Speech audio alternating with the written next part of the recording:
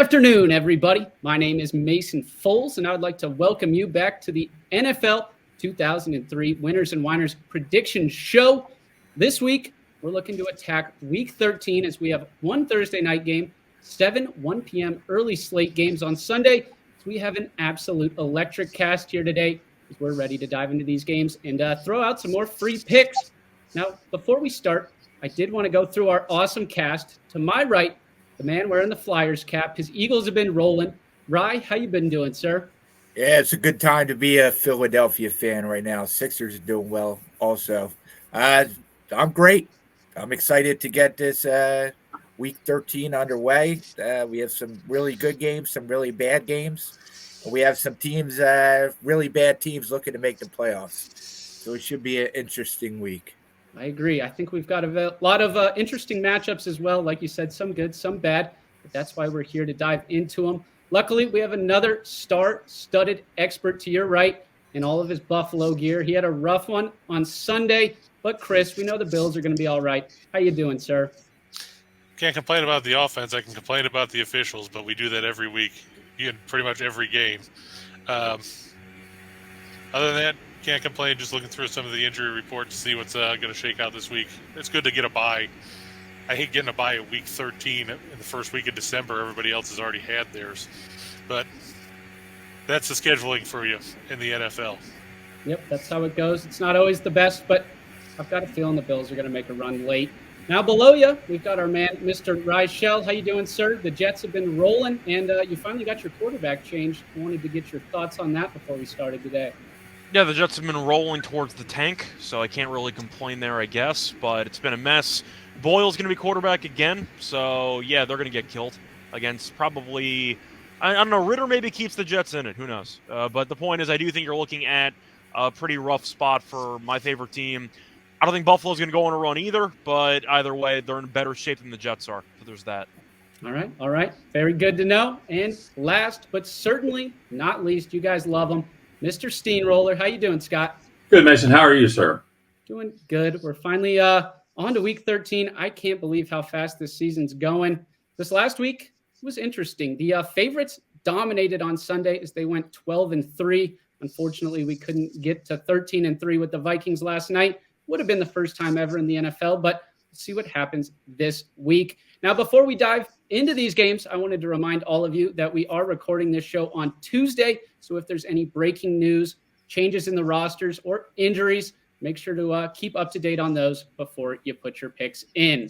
Mason, I will say that we had 4 big favorites in a row last week with the 3 Thanksgiving games and the Friday game.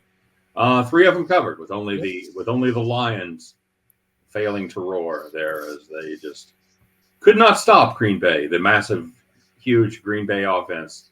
You can't stop them. You can only hope to contain them, and Detroit didn't either.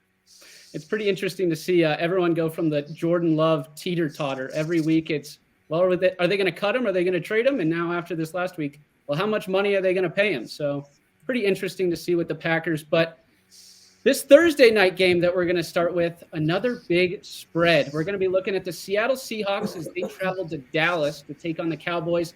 Dallas is a 9-point favorite, and this total set at 46.5. Rye, who you betting on in this one? Yeah, so we got Dallas at home. Both teams play on normal rest. They both played on Thanksgiving. Seattle is a middle-of-the-road team, maybe a fringe playoff team. Dallas, on the other hand, has their eye on that number 1 seed. Dallas has been phenomenal at home, holding margins of victory by 20, 35, 23, 32, and 35. Geno Smith isn't capable of going into a shootout with this Dallas team. Dallas is 5th in the league in offensive yards per game, 3rd in defensive yards allowed per game. Cowboys pressure the QB, makes them create mistakes. Geno Smith is mistake-prone. I expect some turnovers. Seahawks have also lost their last 3 road games. They've had trouble moving the ball. They only scored 29 points during their last 3 road games. I think the Cowboys crush them. They win by at least 2 touchdowns. All right. Chris, how about you? What do you think is going to happen? Yeah, I think Ryan touched on it all pretty much there. We talked about how Dallas scores a ton of points at home. let's face it, the Seahawks offensive line isn't all that great either, and we just saw what Dallas can do against bad offensive lines. Just ask Sam Howell continues his weekly run as the tackling dummy of the National Football League. The Cowboys pile up points at home. I can't trust Seattle. Kenneth Walker still floating out there as questionable whether he's going to play or not. Obviously didn't play last week, didn't come back after he got hurt against the Rams. Charbonnet, he was good at UCLA. He might be a serviceable back in the NFL. Not going to do you any good here. Dallas wins this one convincingly, and it wouldn't surprise me if they put up 35 or 38 points again and push that one in a rare primetime over, because nobody seems to stop Dallas when they're playing at home. Reichel, what are you thinking? Yeah, I'm on Dallas. I'm not going to really overthink this. Seattle scored no offensive touchdowns last week. They ended up scoring on a pick six from Brock Purdy, but the team can't really move the ball. Geno's reverted back to being Geno Smith at this point. I know that he was able to revive his career, but you watch him the last couple of weeks, I haven't exactly been impressed, and I think that Dallas is going to get after him, not to mention the fact that Geno has thrown some interceptions recently. I think you're looking at Dallas opening up a pretty decent lead in this game and coasting. They've been really good at beating up on relatively bad teams this season. Seattle, record-wise, not a bad team, but they're kind of grouped for me like the Vikings. They might make the playoffs, but that says more about the actual talent or lack thereof in the NFC. I don't think Seattle's that good of a football team. I think Dallas is actually a pretty solid team. Give me Dallas at home. They've been dominant at home. I think they win by double digits. I like it. Steehn, how about you? Are you staying with the Cowboys? Well, I'll tell you, Geno Smith may not have been able to revive his career, but he certainly revived his bank account as he went from making $1.2 million this year and his two-year contract kicking next year, averaging $12 million. So he's 10x. So congratulations, Geno. Way to go, buddy. I think he's able to own the state of West Virginia now if he'd like to with that kind of money. But I hate to do it, and the bad part about going last or second to last, depending on where I am in the hosting rotation, all the good talking points are gone. Everybody stole all my stats. So I've got a couple left here. How about Dallas winning by 27 points per game at home? Rye did it. He gave them all, but he didn't average them together. So thanks for leaving me that little sliver there, brother. But this Seattle defense, nobody's really talked about them, and they have not been good, and they've especially not been good against good offenses. Against top 10 offenses that have given up 33 points per game, that's Detroit, Baltimore, and San Francisco. Add into that, they've given up 30 to the Rams, 26 to Washington, 27 to Carolina. I don't even know how you do that. I think Dallas puts up 31 plus here, and I just don't see Seattle getting much beyond 20. They've been able to stay focused with the lead. They're 5-0 against the spread at home, and they're covering by 18.7 points per game. Big numbers don't scare Cowboys, and they shouldn't scare Cowboy bettors either. I think the Cowboys minus the 9 here.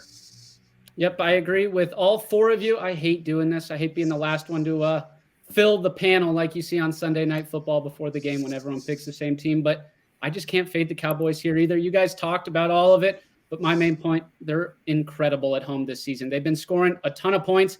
And if the Seahawks don't have Kenneth Walker and they can't consistently run the ball, I don't think they're going to be able to score enough points to cover the spread against the Cowboys.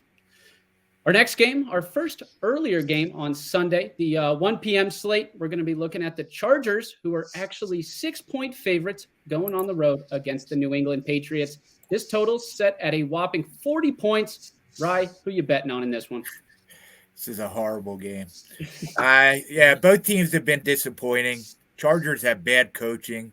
They're inconsistent week to week. They lost 3 in a row. Herbert hasn't looked good. The offensive line gets him hit a lot. The Patriots, on the other hand, have lost 4 straight, most recently to the Giants, which is horrible. Patriots have only scored 148 points all season. They have won only 1 game at home. Nobody really knows who the QB is. I think Mac Jones has been benched, 3-4 times. This Chargers defense is awful, but I don't expect New England to take advantage of that. I'm going to go with the under. Does it matter Chris, who the how about quarterback is? Just to ask. Yeah, Does it matter? It does not. Okay. Yeah, Zappy or Mac Jones. It could be either, I think. But it'll be interesting. Chris, how about you? What do you like in this game? At this point, it could be Tony Eason or Mark Wilson or Scott Zolak playing quarterback. And it Don't would forget Steve Grogan, buddy. I was going to bring up Grogan because every time I do, you complain because I talk about how he throws helium balloons. They went to the Super Bowl. what happened when he got to the Super Bowl? Oh, it wasn't good. The best thing that the Pats have going for him in this game is the weather, because the weather's supposed to be in the mid to high 40s with rain. So I mean that might at least keep the Chargers from trying to throw the ball all over the place. It's one of those games where you have to hold your nose if you're going to take a side. I take the Chargers because at least they have a quarterback. Sure, Herbert hasn't looked good, but losing Mike Williams will do that to you, because the teams are like, well, we'll just cover Keenan Allen, and then they double team him and he'll still catch 8 or 9 passes. I think Austin Eckler will be more involved than he's been in the last few weeks. I think that New England will be lucky. They scored 7 against the Giants. You can't trust them to beat anybody at this point. I'll take the Chargers minus the points, but I think Rye's right. This game's going to end up under the total. We'll be lucky if either team hits 20. Reichel, who do you like in this one? This is the type of game where any year for the last 20 years is just a blind Belichick at home spot, but I can't trust this team. This team's awful. I just feel like at this point in the season, the Patriots are... I can't tell if Belichick's trolling with not exactly announcing the quarterback, or he just wants to torture both quarterbacks at the same time. But the point is, this team's really not any good. The Chargers have talent. The issue is Staley's an abysmal head coach. I think I'd rather take the talent if I had to pick. There's no way I'm going to bet on the side in this game. I don't trust either team. But at least the Chargers have skill position players that I like. The Patriots have nothing that I'm tempted by, and I do think that scoring 7 points against the Giants and losing to Tommy DeVito is probably the bigger red flag here than being competitive and losing by what was 3 to the Ravens before Zay Flowers broke that late run. They've been competitive against some good teams. That's more I can say about New England. I'll go with the Chargers, but I'm not happy about it. Steamroller? Taking his bet under protest. Yeah. This is like when you're sitting at a restaurant and somebody brings you out 2 domes, and one of them holds a rotten chicken and the other one holds a rotten pork chop. It doesn't really matter which quarterback plays. By the way, do you think if Tom Brady got on a plane Saturday night, landed Sunday, walked to the stadium from the airport, and then suited up in street clothes, he would be preferable to either one of these quarterbacks that are going? I would say yes, because he wouldn't turn it over. But that's basically preferable, yes, but he still doesn't have any weapons to utilize at this point. No, they've got nothing. The biggest joke line of the week last week was New England being favored over anybody. Good God. It was more than a field goal. It was 4.5. Yeah, it was ridiculous. It was absolutely ridiculous. The thing about the Chargers, 6 of their last 7 games have gone under the total. You think of the Chargers as having this high-powered offense, and that's really hasn't been the reality. I think if there was a spot to play an under, it's got to be here, and if for no other reason, because it keeps me away from having to pick a side. Yikes! You want to just go auto Chargers here, but Staley comes up with new and interesting ways every week to fuck it up. So there's nothing that tells me that's going to stop anytime soon. So I'm playing under 40. Yep, I agree with you guys for sure. I have the under 40 as well. My main reason was because of the weather as well, Chris. I think that both teams are going to have to run the ball. I don't trust the Patriots to score, like we've said. And like Steehn said, the Chargers haven't been as powerful on the offensive side of the field the last few weeks. This is going to be an ugly defensive battle. I don't like either sides. If I had to pick a side, I think I'd go Patriots just 6, just to be that guy and trust Belichick at an at-home plus spot. But I really like the under here. I'm not afraid of the 40 points, so I'm going to take that. The Chargers, you look at the reason why they haven't been explosive. They don't have Williams. They don't have Josh Palmer. You're down to, come on, they were trying to throw to Stone Smart the other day. He got a touchdown a couple weeks ago. And Quentin Johnson has no hands, which is unfortunate. This is your weekly reminder when playing totals, it's all about the win. It's not about the moisture, as we found out Saturday night for everybody that jumped on the under with Kansas State in a driving snowstorm. I don't know how many of you follow me on Twitter. What they have? They had 2 plays in Kansas State territory and they scored 42 points. Yeah, that's because Kansas State couldn't tackle what's his name? Sama. 2 plays in K-State territory, 6 offensive touchdowns. I've never, ever, ever seen a stat like that in my life. Yeah, I think they showed a stat that Iowa State had 6 plays that totaled 402 yards or something like that. Sounds about right. It was like four runs and 2 pass plays. That wouldn't be missing if I know they had 3 over 70. It was ridiculous to watch, just absolutely ridiculous. So, and I caught the end and watched Will Howard throw 3 straight incompletions. Now, having said that, like a driving rainstorm, puddles on the field, that's a different situation. But if you've just got light rain, it doesn't really seem to matter to these guys. I'm just playing it on general principles. I'm not letting the weather factor it in unless I don't even know what the wind is. I don't care. There's just no points in this one. It might factor in a little bit since you have a dome team playing outdoors in the cold. That might be like one kind of added reason. But for the most part, yeah, it's mostly wind based. Our next game, a little bit more interesting matchup. A team that is a little bit more surprising as of late, I will say. The Detroit Lions, they fell to the Packers last week. They are now 4-point favorites going on the road against the New Orleans Saints, and this total is set at 46. Bryce, start us off. Who are you picking in this one? Yeah, so both teams are coming off bad losses. Derek Carr looked awful last week. Lave is in concussion protocol. I expect him not to play. Michael Thomas is done for the season. New Orleans had a lot of trouble in the red zone. They came up empty in 5 red zone trips.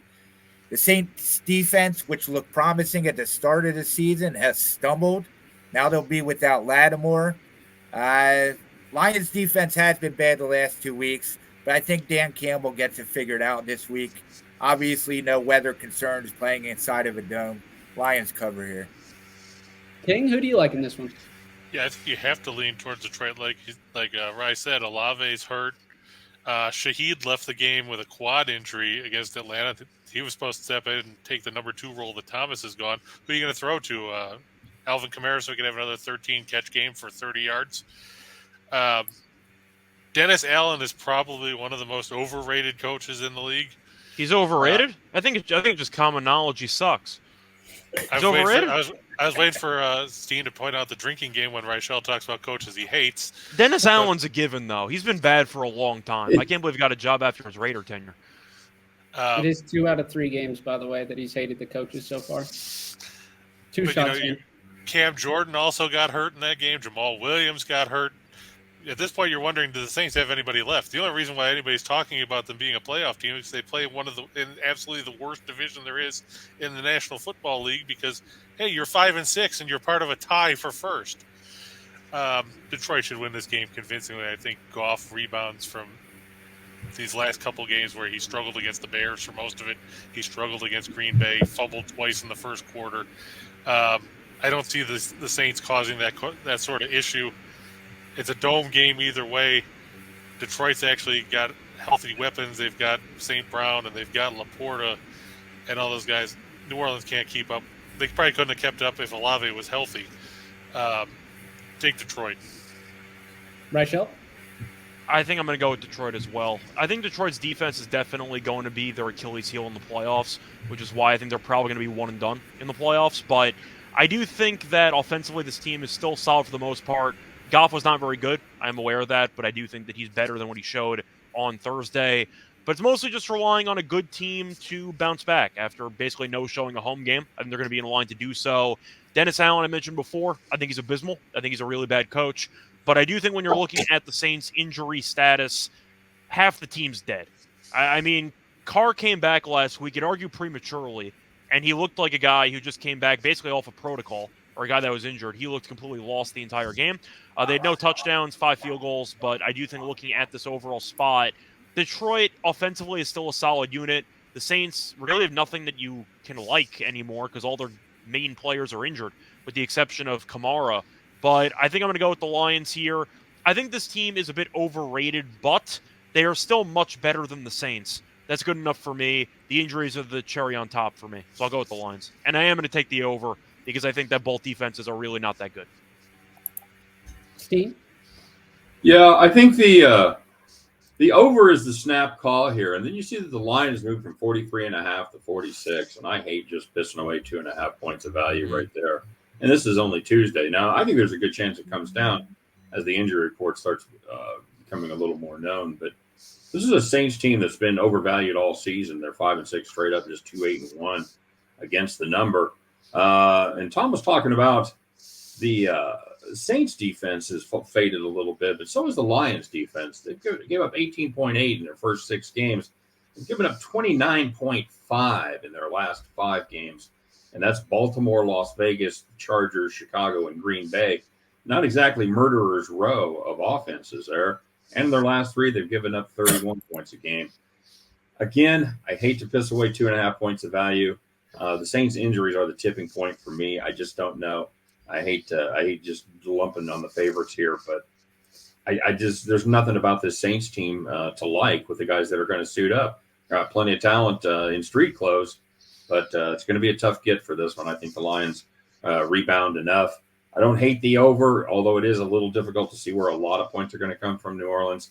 I mean, I don't know how many times that what's his fuck can run off tackle out of the quarterback position for 8 yards, but surely they'll figure that out at some point. Yeah, okay. Lions -4. Taysom Hill said, "Don't call him Shirley." Taysom Hill, thank you. Yep.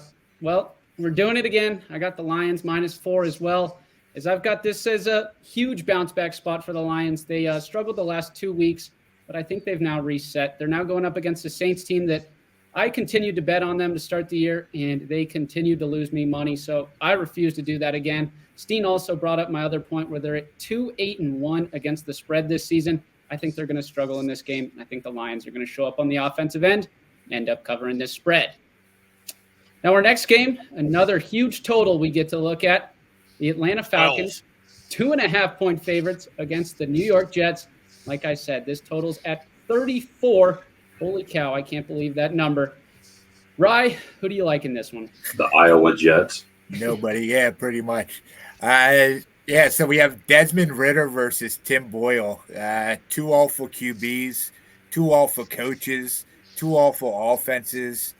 Both teams are okay defensively. I don't like backing Atlanta on the road, especially outdoors. But Jets have only played 1 competitive game in their last 4. And that was 3 weeks ago in Vegas. Atlanta at least looks like they have some sort of direction. They decided that they're going to stick with Ridder. They ran Bijan Robinson last week. They're also fighting for a division championship, albeit a bad NFC South. But the Jets just look lost. Boyle is bad. I think he's worse than Wilson. Falcons cover this number. Chris? What's horrible about this game, other than Tim Boyle, is the fact that somebody's going to have to watch it. It's probably Reichel. I'm not watching this game. What do you do? Your mind? Sometimes. Boyle has 4 career NFL touchdown passes. So sadly, that's 3 more than he threw in college. When he played at Connecticut, 4 NFL. Does that include pick sixes, or that's to his own team?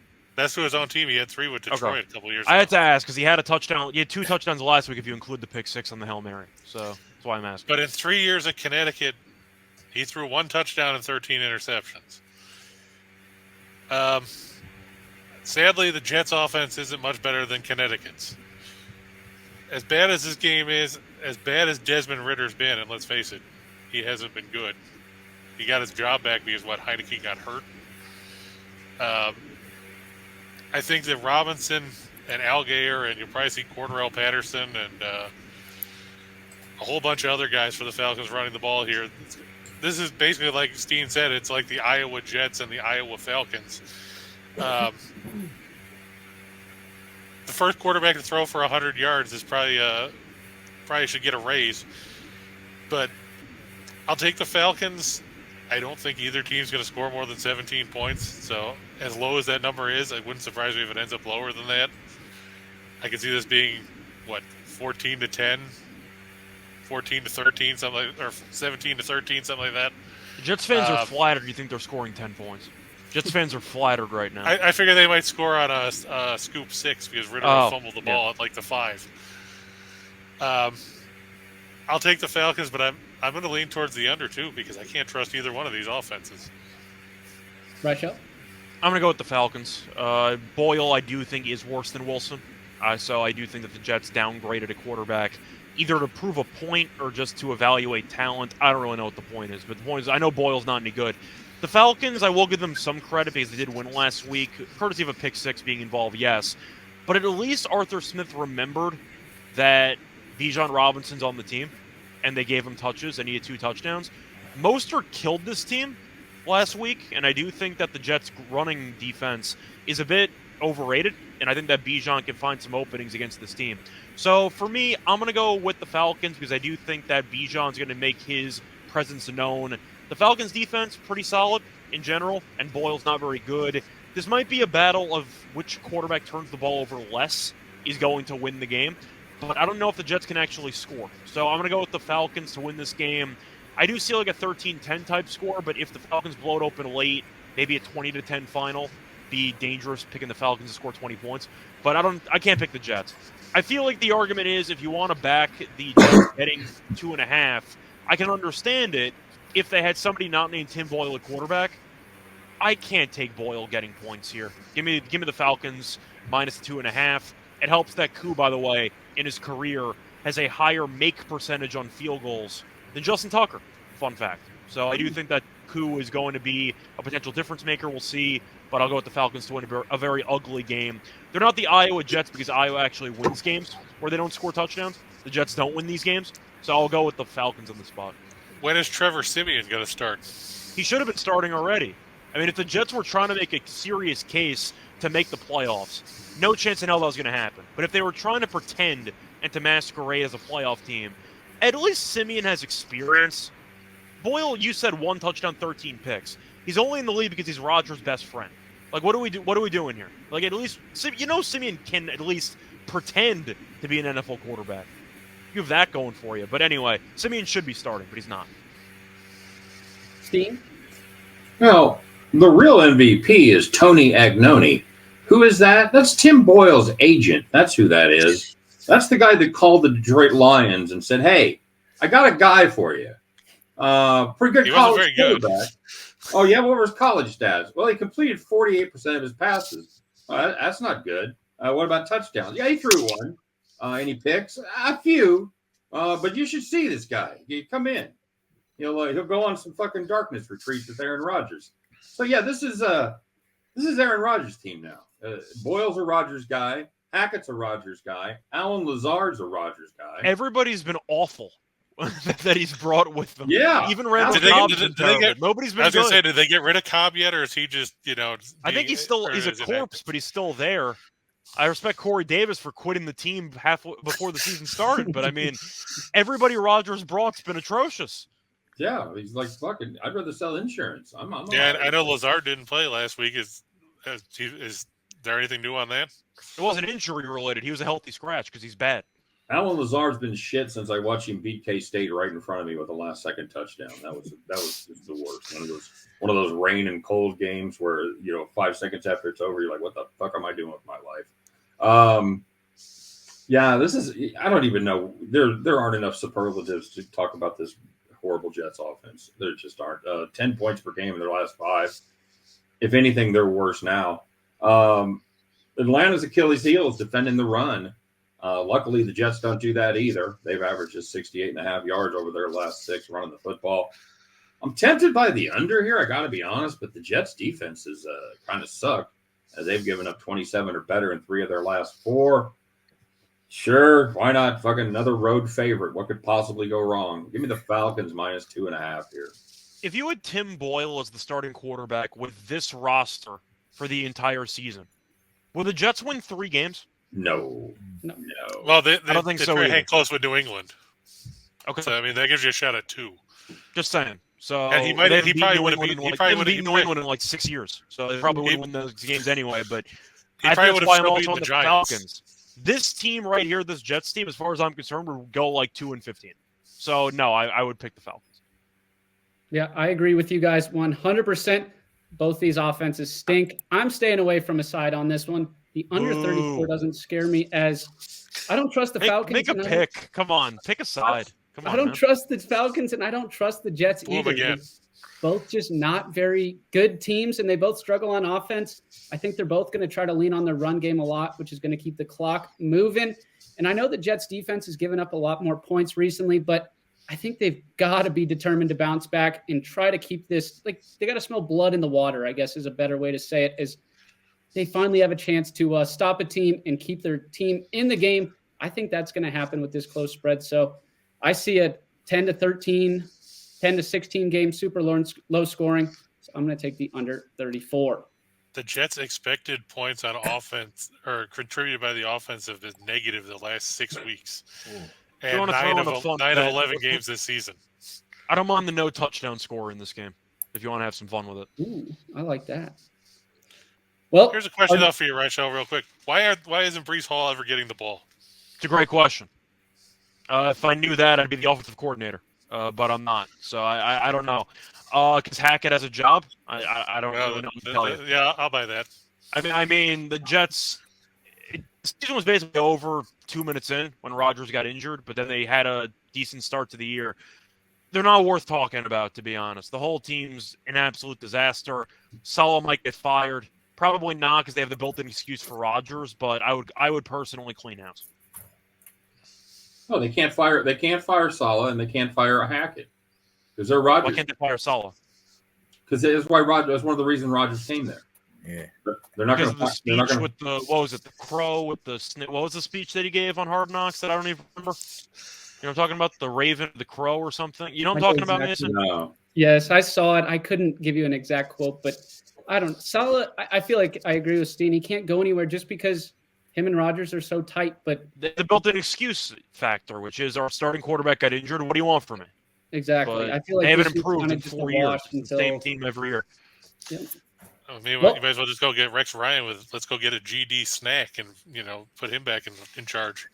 If you're going to base it on Hard Knock speeches. Okay. Yeah. I mean, yeah. That's one of the greatest quotes of all. But. All right. Well, with that note, on to the next game. Let's head over to Pittsburgh as the Cardinals are traveling to take on the Steelers. The Steelers are a 5.5-point favorite. Can't believe I'm saying that. And this total set at 41. Rye, who do you like in this game? So Pittsburgh offense looked like an offense last week, I guess. They gained over 400 yards for the first time in 59 games. I kind of feel like that was a one-off. Pittsburgh only scored 17 points. They were 1 for 4 in the red zone. It may have been a product of the Bengals' bad defense. Arizona, on the other hand, looked awful in its loss to the Rams. I think the opening line might have motivated that by each team's performance, but we have seen that line drop. I also think this is a look-ahead game for Pittsburgh. They're playing on Thursday Night Football. I don't know how much of a look-ahead New England is, but statistically, these teams are similar. I think the road dog keeps it close. Give me Arizona. Chris? Yeah, I can't trust Pittsburgh. I mean, we talk about it every time Reichel and I are on here about how they could keep blaming Canada, and then they turn around and fire them, and they have a good game. Again, a lot of that was just pushed together by the fact that Cincinnati, if Joe Burrow's playing, I doubt Pittsburgh has the ball long enough to get 400 yards offense. We saw, or didn't see necessarily, but we heard about there being some verbal altercations in the locker room between players. Deontay Johnson looked like he completely quit on one play when Jalen Warren fumbled. I think there's more problems with this Pittsburgh team than people are willing to let on. And I give Mike Tomlin a ton of credit. He's got this team to 7-4 with basically a Pop Warner offense. But I'm not going to trust them giving that many points. I'll take the Cardinals with the points as much as I hate it with a 2-10 football team. But I'd rather have Kyler Murray than Kenny Pickett at quarterback. Reichel? I think I'm going to lean to the Steelers in this one. I don't feel great taking a bunch of favorites, but the Cardinals, I think, last week tells me this team's out to lunch. I think this team's just done at this point. They know showed a game against a division opponent. I know Kyler's been putting together some decent performances so far since coming back from the ACL injury that he had. But I know that there was kind of an expression around Justin Herbert for a while that he was a social media quarterback. Great stats, great highlights, doesn't win many games. I think Kyler Murray is the biggest social media quarterback in the league. I don't think he actually wins games. He just puts together a couple of really nice scramble runs, and he puts together a couple nice highlight plays every game. But look at the overall numbers, the sacks he takes, the balls deflected at the line. I don't think he wins games as a quarterback. I don't think he's a winning quarterback. So I do think that even though Pickett is not very good, Pittsburgh, I do think at home, that's going to help. It's a dome team traveling to the East Coast in the cold. That usually doesn't go well. But the Cardinals no-showed a game against division rival last week. It's a bad look. I think Kyler's running for his life. I think he's going to struggle in this game. Give me an ugly Pittsburgh 20-10 type win. Steehn? With the over-under on how many times Kyler Murray thinks of every day, like I could have been the shortstop for the A's for the last 3 years. I thought he was a shortstop or an outfielder. I thought he was a shortstop. I don't remember. Anybody know? He might have been Tatis, where he would have tried shortstop and then got moved to the outfield, but I thought he was an outfielder. Well, anyway, he's here. He's made his bed. So, yeah. It's an expensive bed. What I'm looking at here is this Arizona Cardinals run defense. They are, how do you say, not good. Third worst in the league, yards per carry. This Pittsburgh team, they have been able to run the ball successfully over the last month. They've averaged 174 yards on the ground in the last 4 games. If you like the total, 8 of the last 9 games have gone under the total for the Pittsburgh Steelers. But I think this is a team that's going to be able to have success running the football against the Cardinals. I think Kenny Pickett's going to be able to pick his spots after they establish the run. It's old school. It's 1970s football. Might as well see Franco Harris and Rocky Blyer out there toting the rock as they try to connect with Stallworth and Bradshaw, or Stallworth and Swan down the field. You know, yeah, I'm with Reichel. I hate taking so many favorites here, but the dog pick's going to have to wait one more game. Well, that's Kenny interesting. Pickett has 6 touchdown passes all season. That's fine. They're going to run the ball for a bunch of touchdowns, so we're good. Yep. Exactly. I don't think they're going to get a bunch of touchdowns unless you I was a bunch of touchdowns for them is 2, but still, Kyron Williams killed this defense, and he hadn't played in a month last week. I think that both Najee got going, he had 100 yards. Warren, I know if Warren fumbled, but he's had some moments this year. Their rushing attack's not bad. They kind of have I don't want to say a great 2-headed monster, but it's underrated. It's not a bad duo they got there. Yep, I completely agree. That is actually my main point right there, Reichel, that they've actually got 2 solid running backs, and the Cardinals haven't been able to stop the run. A lot of people have been excited about betting on them since Murray coming back, but I think they're 2-10 for a reason. They're not a good football team. I also think the Steelers have a major advantage with their head coach, and this one is Mike Tomlin just continues to find different ways to get his team to win these games. And the Steelers, I know it's been ugly, but they continue to rise in the correct direction. I think they're going to show up at home in this game. Even though the spread's a little bit bigger, I think that's for a specific reason. I think the books know that something that we don't maybe, and I think the Steelers are going to cover the spread there. Now our next game, going to be interesting. I'm going to be curious to see who you guys like in this one. It sounds like Steehn and I might have a similar play if I caught what he was picking up in his last pick. But Rye, who do you like in the Colts versus Titans game? Indianapolis is a 2-point favorite on the road, and this total is set at 43. Yeah, so we just got the news that Jonathan Taylor is out 2 to 3 weeks with a thumb injury, I think. Yeah, he's But, supposed to have surgery. Yeah, so both teams are coming off a win. Colts have won their last 3. After their off-season issues caused by Jonathan Taylor, they're starting to look like a cohesive unit. Steichen has this offense playing well. Minshew knows his scheme from their time in Philly together. They have weapons. The only problem here is they travel to Nashville, where all 4 of the Titans' win have come. Levis has not looked good since his 4-touchdown debut, but we know he can do something. Henry had a big game last week. Tennessee is 27th in the league in points per game. Unfortunately for the Colts, they've always had trouble against Henry. After his 2-touchdown performance last week, Titans 4-0 record at home. I'm taking the dog here. I'd sprinkle on the money line too. Tennessee Titans win this one at home. Chris? See, I'm going the other way because, sure, Derrick Henry had 2 touchdowns last week. He ran against the Carolina Panthers. I could put Steehn behind Truman, Reichel, and 3 other guys off the street, and he could run for 95 yards against him. Hey, fuck off. I've got 2 lifetime carries. I'm giving you credit. I said you could run for 95 yards against Yeah, Carolina. right, buddy. Damn right. Short burst. I mean, you're talking about he had a big game. He ran the ball 18 times for 76 yards.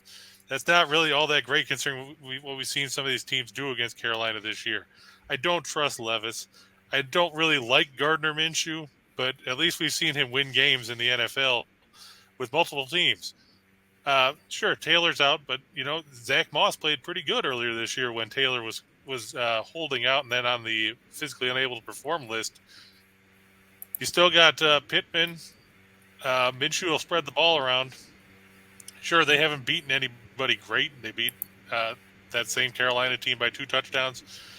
They beat New England and Germany on a field that nobody cared about. And they beat Tampa Bay last week. But this is a Colts team that has momentum. They're still trying to hold on to that final wild card spot in the AFC.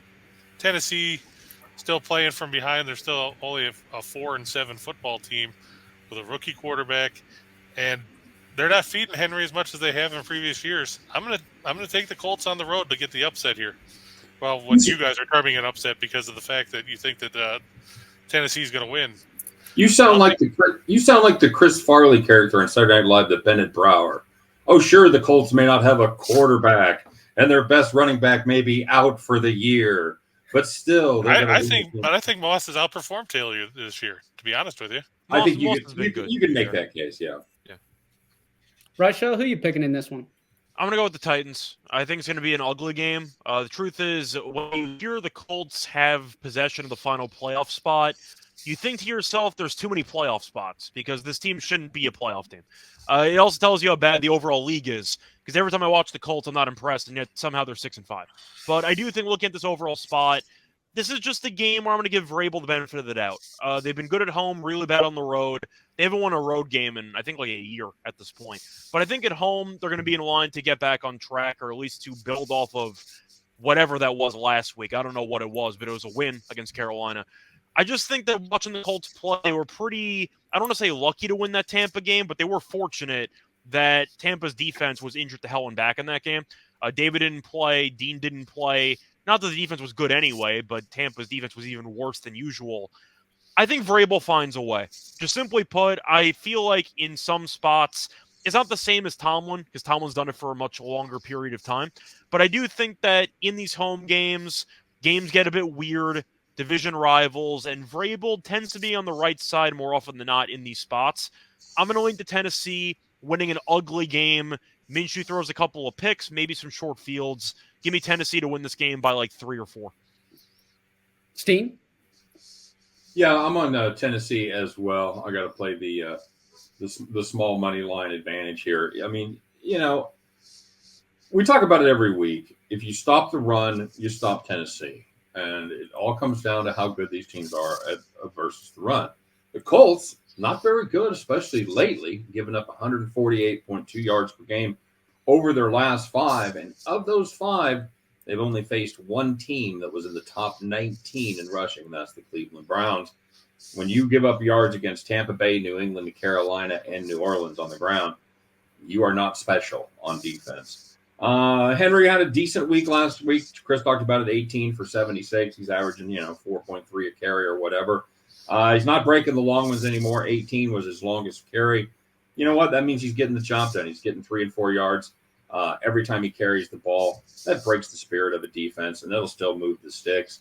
I just don't like this Colts team. I especially don't like them on the road, out of the dome. Titans there at home in Nash Vegas. I think they take care of business. I'll take the Titans on the money line somewhere, whatever it is, plus 110, 108. Yeah, 115, I think it is. 2 quick things about that. In the first meeting, Henry ran the ball 13 times for 43 yards. His long run was 8. Yeah, that doesn't help the narrative, so we're not going to talk about it. But it's helping my narrative because I took the Colts. Secondly, you talk about the Colts being on the road. They've actually won 4 times on the road this season. They've beaten Houston. They beat Baltimore. They beat New England in that game over in Germany, and they beat Carolina. Now, the last 2 don't really matter. The Baltimore win's impressive. The Baltimore win, and that's a very they beat a Houston team that's above 500 too. I'm not saying Tennessee's good. I just think it's pretty telling the line's so short, even though the Colts have looked like the better team this season. So I'll go with the Titans. Yeah, I will say, Chris, I'm taking the Titans money line, so that makes you the first lone wolf of the day. So if they do pull off the win, the Colts, hats off to you. But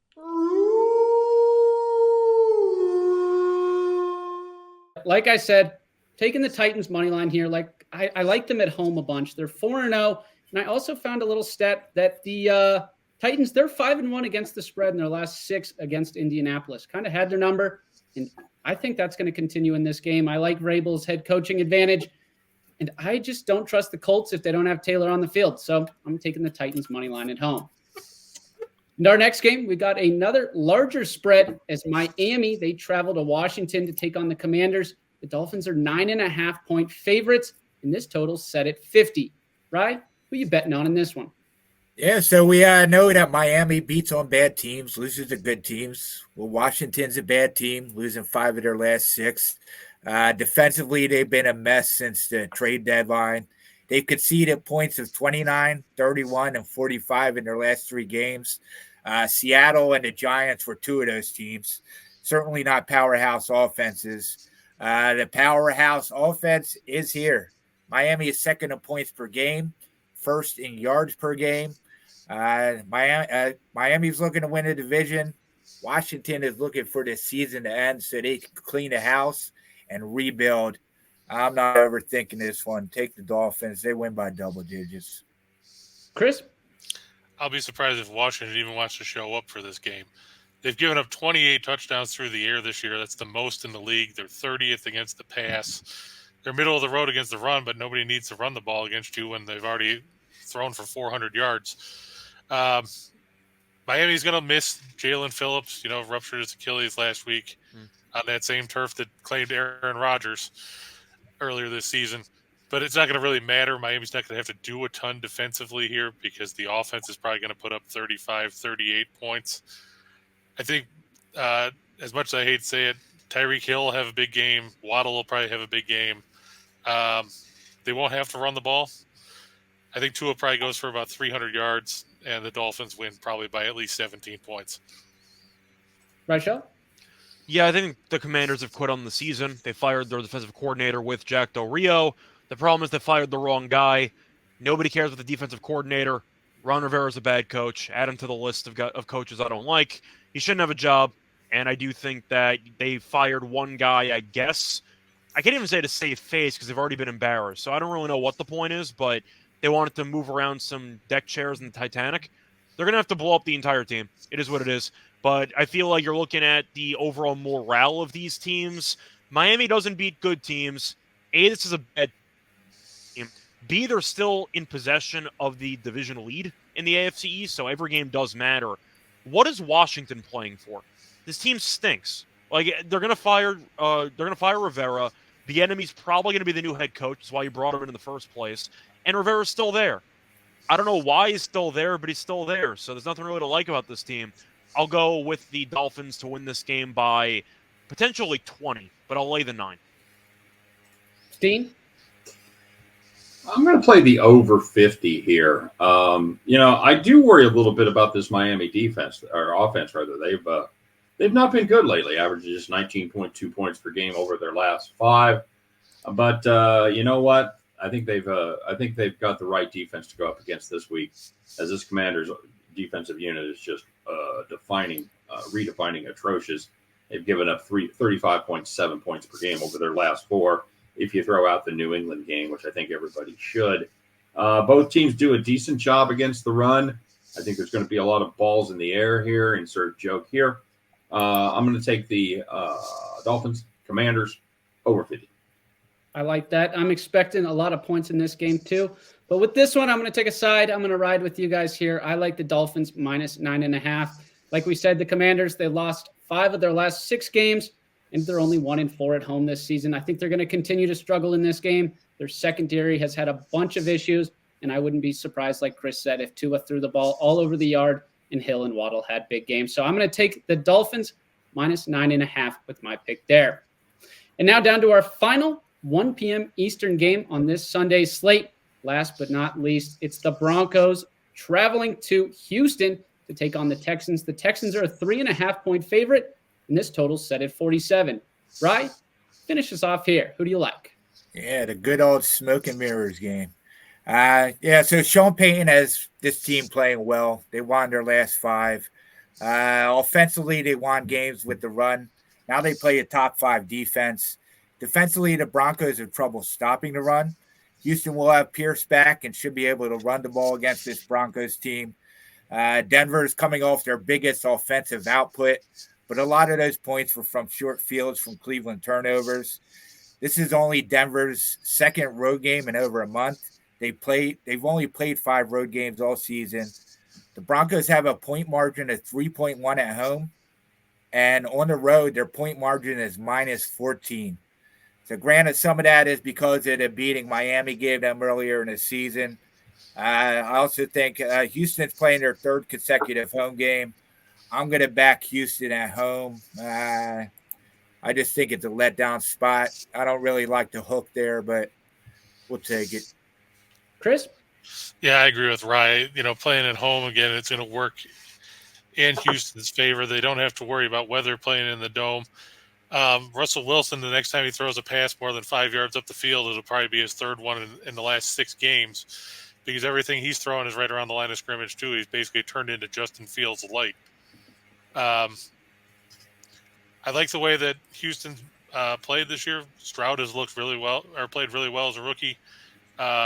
Even without Pierce the last few games, Singletary has done a decent job on the ground. And like Rye said, Houston doesn't give up a lot on the ground. Out of their last 7 games, only one team's gone over 100 yards, and that was the Cardinals. You figure that one out. Everybody else, 96 yards or less. I think they're going to make it tough for Javonte Williams to do anything with the run, which will force Wilson into more passing situation. I think Houston will win by 6 or 7 points to cover the line.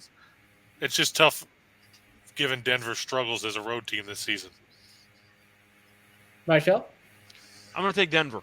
Plus the 3.5. I've seen Houston laying points this season, and I am not impressed. So I'm going to lean to Denver.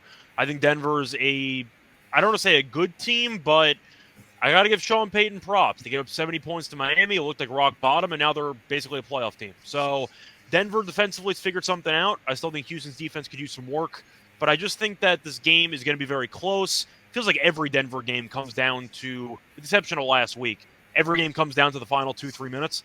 I see this being a slugfest, maybe an ugly game, but I see Denver hanging in there, and Houston is a team that I don't want to be laying points with because so far this season, they have not exactly thrived in that role. Some teams are just good as dogs and not great as favorites. That's how I look at Houston. But simply put, I think Denver is good enough defensively to make life difficult for Stroud. To some degree, Wilson has not been great, but he's been fine, and I think that that's good enough in the spot.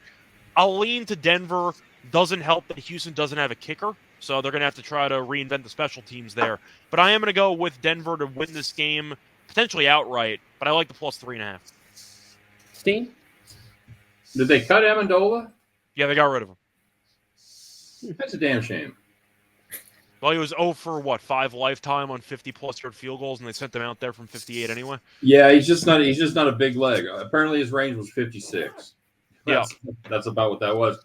But the dirty little secret there, Fairbairn don't have a big leg either. True.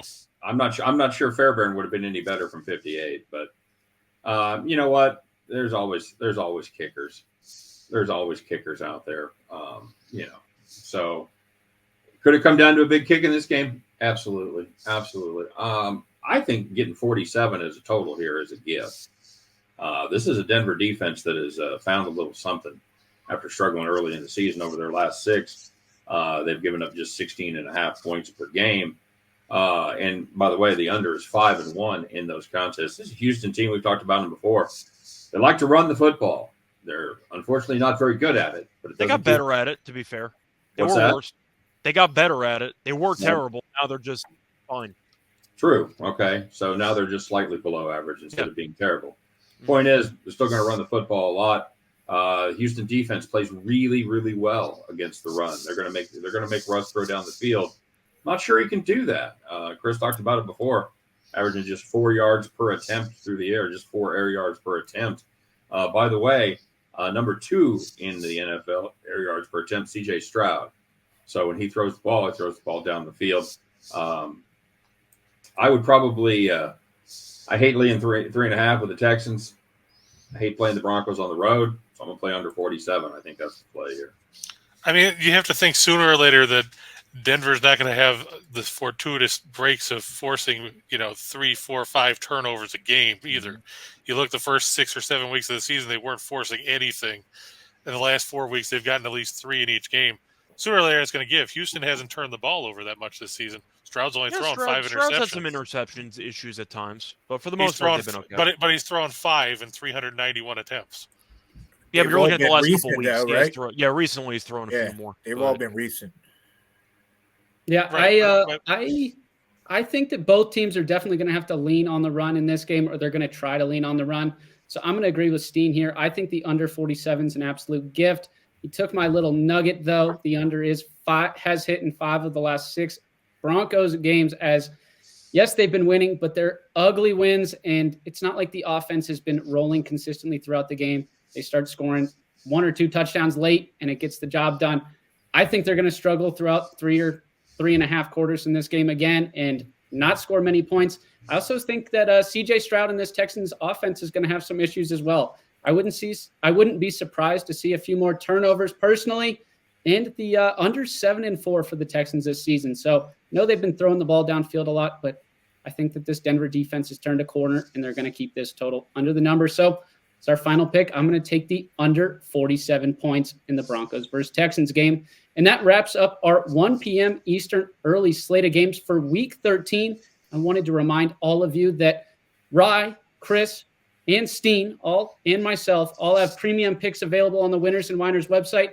Mr. Reichel, he hands out everything for free, but that's not all we're doing. I want to allow these guys to share where they're putting all of their work overall. So, Ryan, what else are you doing? Where can we find all your picks? Yeah, so as you can see, my social media is at Reichel. Obviously, you can find me at Winners and Whiners under Tom Macrina. I'm hot in college football right now on an 11-0 run. Bowl season's coming up. I'm usually pretty stealth there as well. Doing well in NHL, NBA, college basketball. I'm starting to get hot as well. So, yeah, come check me out. Let's cash some tickets. Perfect. Mr. King, where can we find all your awesome work? Yeah, you can usually find me on Winners and Whiners all the time. Let's see, college football, I was 6-1 over the weekend, so can't complain about that. College basketball has been pretty good. The NBA, just keep betting the Pacers overs and you'll make yourself some money, unlike last night because Portland decided to show up and ruin everything. And then Saturdays at 9 a.m. is just parlays with me. And if, you don't want to just pick my regular picks, want to get into the parlays, those are available on the expert site as well. Yep, definitely make sure to check out Chris's parlays. He's definitely known for cashing in some big ones. Now, down below him, Mr. Reichel, where can we find all your free work that I know everyone's chomping at the bit to get? Yep, so free picks on the Winners and Whiners website every day. I do have one daily pick that I give out. Besides that, a bunch of podcasts you can find on my Twitter, at Reichel Radio, whether it's tennis, whether it's NFL, basketball, got you covered there. So once again, find all my stuff at Twitter. I retweet all the links. Awesome. Steehn, where can we find you?